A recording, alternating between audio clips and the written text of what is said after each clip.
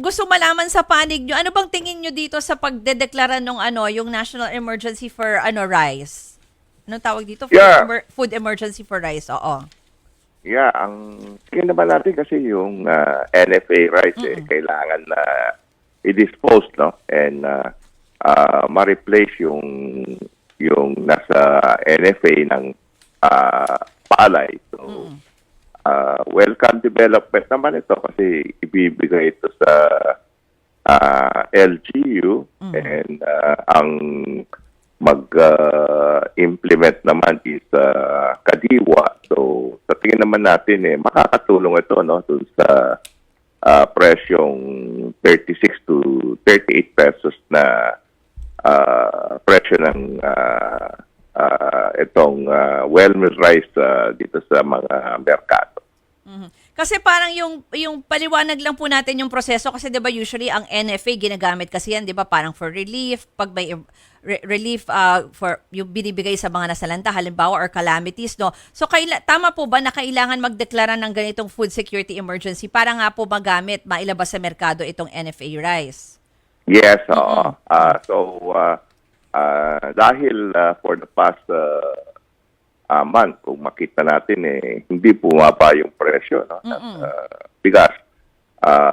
Kaya sinabi namin noon, yung pagbaba ng taripa, no, from 35% to 15%, noong July, nabanggit na natin na hindi bababa yung retail yan dahil sa tingin natin yung importer hindi bababa yung presyo. So from July to December ang nawala na collection sa taripa is almost 15 bilyones, no? So tama tayo na dapat hindi binaba yung tariff. So ito is yung local produce natin ang i-dispose. So, kaya sa tingin natin is dapat tutukan yung local production natin. Ano po ba yung nakikita nyong dahilan bakit hindi po bumaba yung presyo dito sa bansa? Kahit nga po yun na nga, yung world international market, mababa na rin po ang presyuhan ng bigas eh. Yes, oo. Kasi yung pinapasok kasi natin is yung 5% broken, no? Dahil which is hindi yung para sa masa. So, and wala naman tayong kinap na presyo. So, yung direction ng ating secretary na i-cap yung presyo sa 58 initially, tapos around February ibaba ulit. So yun siguro may chance na bumaba, no, pero ang tingin natin is yung local production pa rin ang mas maganda na matulungan para at least magkaroon ng mas mababang presyo dito sa ating bansa. Pero yung sinasabi na baka parang may mga ibang nagpapataas po ng presyo, nakikita nyo pa rin po ba yan? Kasi nung binaba yung tarifa, for example, wala naman sinabi na kailangan ibenta ninyo dito sa presyong ito. Wala silang guide, no, kung magkano ang dapat ibenta. So, yung pa lang hindi na-review ng NEDA, no? Kasi ang inisip ng NEDA, pag binaba yung taripa, bababa yung Susunod, presyo. oo. Oo, hindi ganoon no? So maski mas malaki ang inventory natin, dapat sinet nila yung presyo noon para at least ma-transfer sa consumer. Alam naman nila yung pagbaba ng 35% na from 35 to 15% na tariff is ang dapat na ibaba is 7 pesos. So dapat kung pa lang nag-set na sila ng presyo. Kaya wala silang rason na huliin kung mga importer man, middleman man, or retailer. Dahil wala silang sinet na presyo. So paano mo huhuliin yan kung Kung walang... hindi mo naman sinabi doon sa mga importer, wholesaler, or retailer, dapat yung ipasok nyo, bumaba yan ng 7 pesos or ito dapat ang presyo na maximum na ibenta nyo. Wala naman silang sinet na gano'n. So, anong huli nila, no? So, I think yung pag-set ng presyo is makakatulong yan. Sir Rosendo, ito pong pagdedeklara ng food security emergency po ba? Maitanong na lang rin natin, ano, syempre emergency lamang po ito. O gaano ho ba katagal itong pwedeng i-implement ng Pangulo? We think na ano naman yan kung mag-normalize yung price, pwede nang i-hinto yan. No? So, yung pag-set ng presyo, yung pagbenta ng NFA, sa tingin naman natin is temporary para at least mag-normalize yung presyo. Anong presyo po kaya ang tinatarget, ano, para bago ma-lift yung food security emergency para sa rice? We think na nasa 42 to 43 pesos pwede na yun.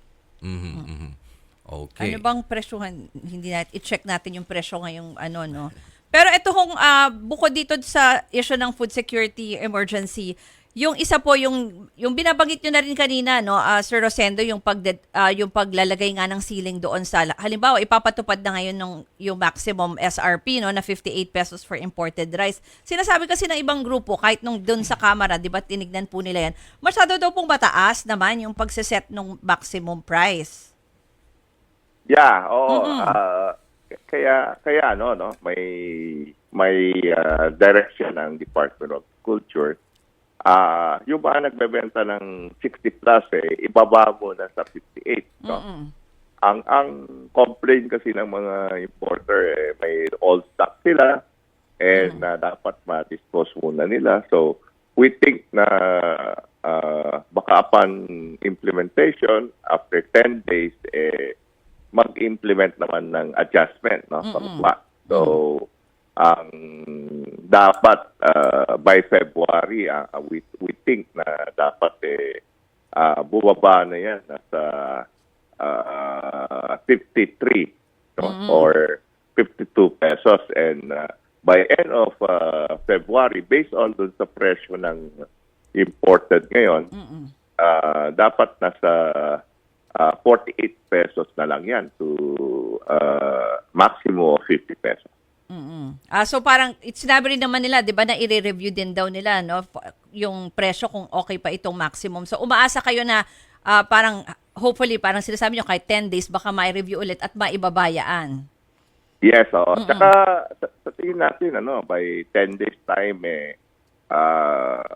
magse-set din sila dun sa 25% rocket, no?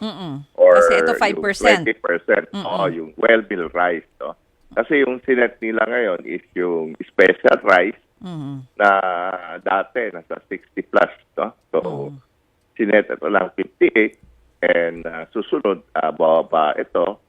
Sa tingin naman natin, yung susunod na set naman nila is yung 20% yung well-milled rice tsaka yung regular meal.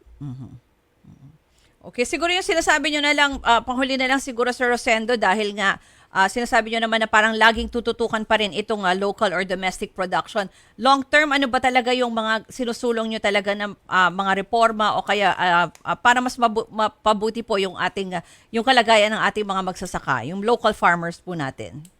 Yeah, for example lang, no, yung 85% pag hindi binay pa yung taripa, no, July to December, ang additional collection natin is 15 bilyones. Yung 15 bilyones, kung binigay sa 1.5 million hectares na nagtatanim na 1 hectare, ibig sabihin, yung farmers makakatanggap ng additional 10,000 pesos per hectare. No? So yung production cost ng isang hektarya, for example, is 50,000 pesos. kung mabawasan ng 10,000 pesos, di magiging 40,000 pesos lang yan. So yung production cost ng magsasaka bumaba, ibig sabihin yung palay nila na ibebenta ko yan ng dapat ng 22 pesos pero per kilo. So ang mangyayari niyan is may incentive binigay ang government. So pwede kong ibenta ito ng mas mababa na 20 pesos na lang. No? So yung 20 pesos na palay, kung giniling ito, magiging bigas, equivalent yan sa 5 pesos na bigas na mas mababang presyo. So sa tingin natin, kung yung incentive, yung collection ng tariff, kung binigay sa magsasaka, bababa yung production cost, bababa yung presyo ng palay. At mas malawak yung coverage ng incentive. So ang mangyayari niyan is dahil dun sa local production umabot ng 78%, and yung regular meal at well meal price galing doon. So mas may tsansa na bumaba yung presyo kaysa inaasa nila yung imported price. So parang kumbaga dagdag po na parang ayuda or dagdag na sinasabi niyo incentives para sa mga local farmers. Yes, oo. And ang tingin natin dahil ang target naman nila is majority na bumaba yung presyo, mas malaking tsansa na doon may bigay yung collection ng tariff mabigay sa magsasaka para at least bumaba yung presyo.